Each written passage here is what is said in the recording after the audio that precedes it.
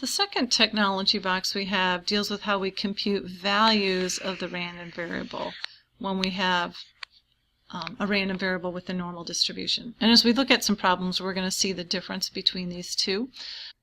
But again, our main form of technology in this particular chapter, or actually in this unit overall, is going to be the TI-84.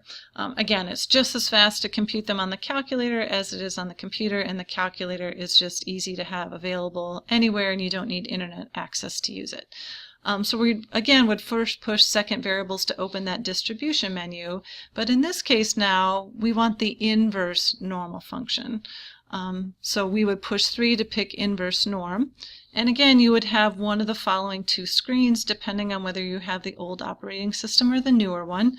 So again, just circle which one you have and cross out the other one.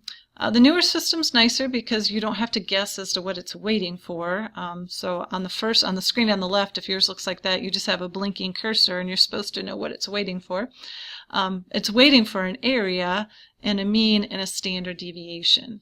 Now, for this particular function on the calculator, that area always needs to be the area to the left of some value x. So in this case, what we have set up here to do, that's a terrible normal looking curve, but bear with me for a second. So this mean here would be 2, and we want to the left of some value, we want this area in here to be 2.25, and this value of x is what we want the calculator to find for us. So really what this inverse norm function is finding for us are percentiles. So this is 25% of the way into the distribution. So really what we're having it find is the 25th percentile. So if we go back to the calculator here, and we're going to go back into second variables to get into the distribution menu, and this time we're going to pick 3 for inverse norm, and for area here I'm going to type in 0.25,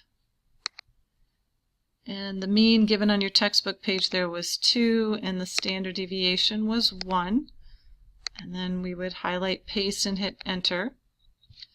And again, on this screen, this is what, if you didn't have the newer operating system, what you would have had to enter. You would have hit inverse norm and it would have just been blinking. You would have hit 0.25, comma 2, comma 1. Again, the comma key is the key above your 7 key.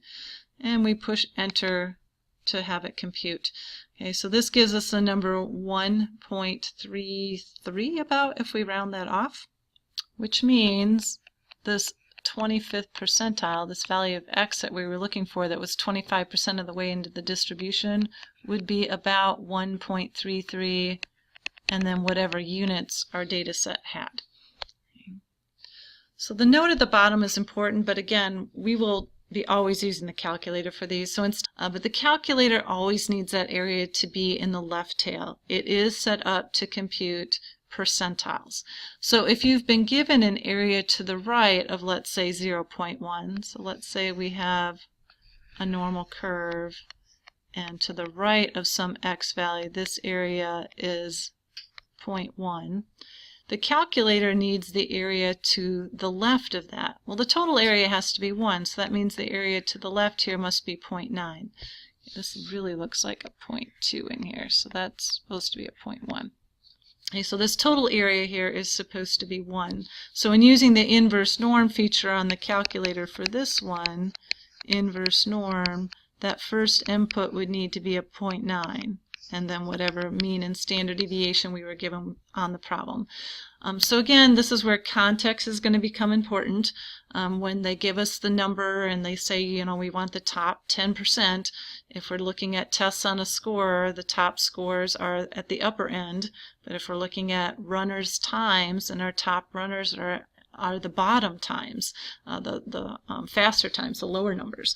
And so again, where that percentage gets put in our curve depends on the context of the problem. And we'll see that as we work through some examples here.